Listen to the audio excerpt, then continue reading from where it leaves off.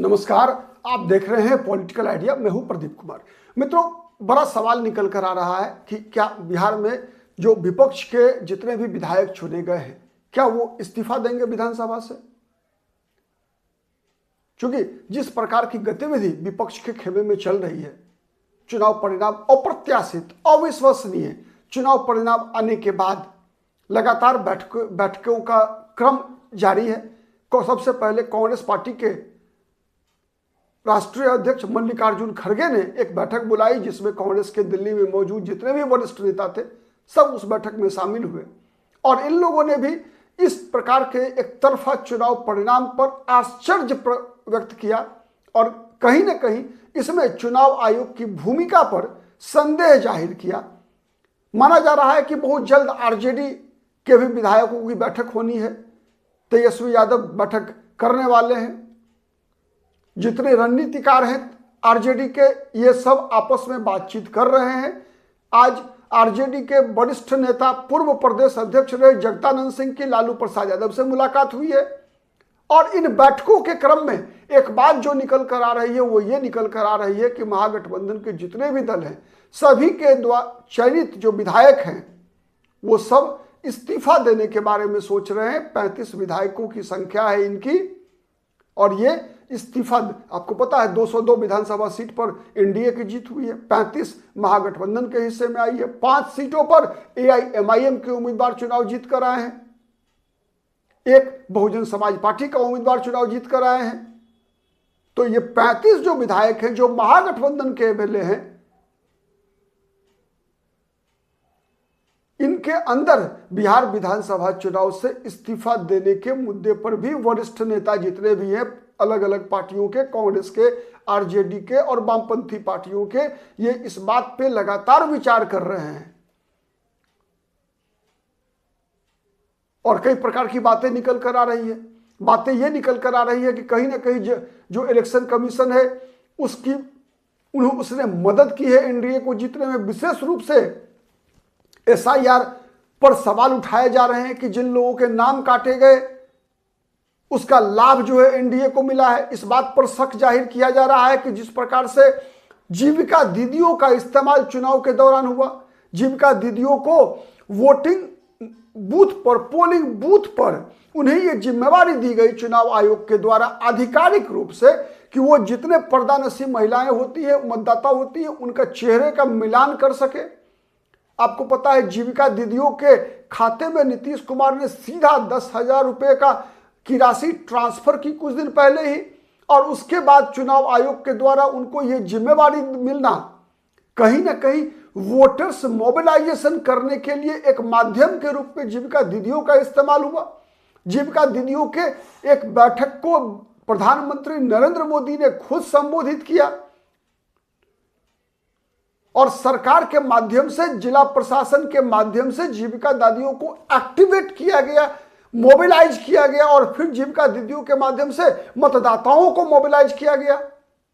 और यह मोबिलाइजेशन करने में जीविका दीदियों को आसानी इसलिए हुई कि इधर चुनाव की घोषणा के दिन भी 10,000 की राशि, जिस दिन चुनाव आयोग ने चुनाव की बिहार में घोषणा की उस दिन भी लाखों महिलाओं के खाते में पैसों का ट्रांसफर किया गया। तो जो चुनाव आयोग की भूमिका रही जीविका दीदियों को नियुक्ति में, जिस प्रकार से एसआईआर में वोट मतदाताओं के नाम काटे गए, इसको मुद्दा बनाकर विपक्ष बिहार की राजनीति को, इस चुनाव में आए परिणाम को एक मुद्दा बनाकर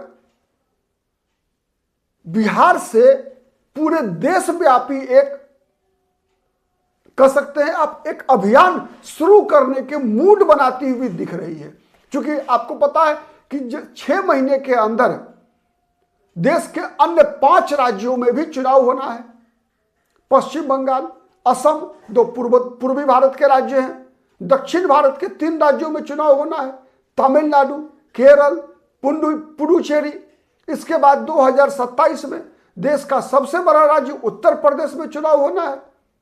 और ये जो विचार महागठबंधन के अंदर चल रहा है, इस विचार को आगे बढ़ाने में कहीं ना कहीं अखिलेश यादव ममता बनर्जी जैसे क्षेत्रीय छत्रप जो है अलग अलग राज्यों में, वो भी एक तरह से कह सकते हैं कि बिहार में महागठबंधन के दलों को प्रोवोक करने में अपनी भूमिका का निर्वाह कर रहे हैं, जिससे उन लोगों को भी यह आशंका है कि अगर एसआईआर पश्चिम बंगाल में सफल रहा, उत्तर प्रदेश में, चूंकि पता ये तो एसआईआर पूरे देश भर में होना है, बिहार पहला राज्य था जहां चुनाव हो रहा था एसआईआर के फैसले के बाद, इसलिए सबसे पहले बिहार में हुआ। अब जिन राज्यों में पहले चुनाव हुए उन राज्यों में पहले होना है एसआईआर। तो इन घटनाओं को विपक्ष चुनाव में सत्ता का बेजा इस्तेमाल करने से जोड़कर देख रहा है और इसके खिलाफ एक राष्ट्रव्यापी अभियान के चलाने के लिए योजना जो बन रही है उसमें एक विकल्प यह भी निकल कर आ रहा है कि महागठबंधन के जितने भी विधायक हैं बिहार में चुने गए हैं वो सब इस्तीफा दे दें। लेकिन सवाल ये उठता है कि जो विधायक चुनाव जीत कर आए हैं क्या वो अपने दलों की बात मानने को तैयार होंगे? यह सबसे बड़ा सवाल उठ रहा है। क्या और इस्तीफा देने के बाद मान लीजिए कुछ विधायक ऐसे होते हैं जो अपने नेतृत्व की बात नहीं माने, वो सत्ताधारी दलों में के प्रलोभन में उनके दलों में शामिल हो जाएं, तो क्या सवाल यह उठ रहा है कि चूंकि बिहार में तो सरकार पर कोई असर पड़ेगा नहीं उसका, बिहार में तो अब अगले 5 वर्ष के बाद ही विधानसभा चुनाव होंगे, तो क्या जो विधायक चुन कर आए हैं वो इतना बड़ा खतरा उठाएंगे?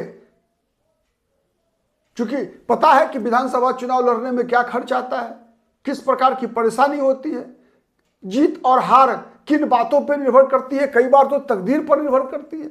आपको पता है इसी विधानसभा चुनाव के दौरान कई उम्मीदवारों के भाग्य का फैसला 500 वोट से कम मतों के अंतर से हुआ है, जीत और हार हुआ है। कई लोग पहली बार चुनाव जीतकर विधानसभा में पहुंचे हैं इन 35 विधायकों में। तो क्या वो विधायक अपने पार्टी नेतृत्व के निर्देश का पालन करने को तैयार होंगे? यह बड़ा सवाल है। और तैयार हो भी गए, इस्तीफा दे भी दिया, तो क्या बिहार में जो विपक्ष है वो इस मुद्दे को राष्ट्रव्यापी अभियान बना पाने में सक्षम होगा?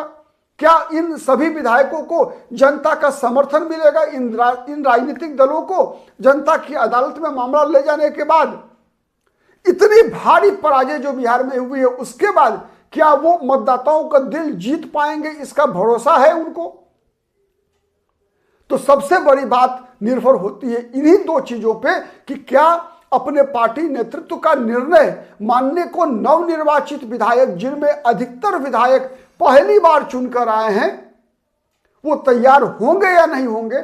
साथ ही जो राजनीतिक दल हैं क्या उनके अंदर ये भरोसा पैदा हो पाता है कि वो इस मुद्दे को राष्ट्रव्यापी बनाने में, जनता का भरोसा जीत पाने में सक्षम होंगे या नहीं, उसी पर निर्भर करेगा इसका फैसला। 1 या 2 दिन के अंदर कोई बड़ा फैसला निकल कर आ सकता है। नजर बना के रखिए पॉलिटिकल आइडिया पर, देखते रहिए। हम हर उस खबर का विश्लेषण लेकर आपके समक्ष आएंगे जिसको जानने की आपकी इच्छा होती है। आज के लिए इतना ही। बहुत बहुत धन्यवाद।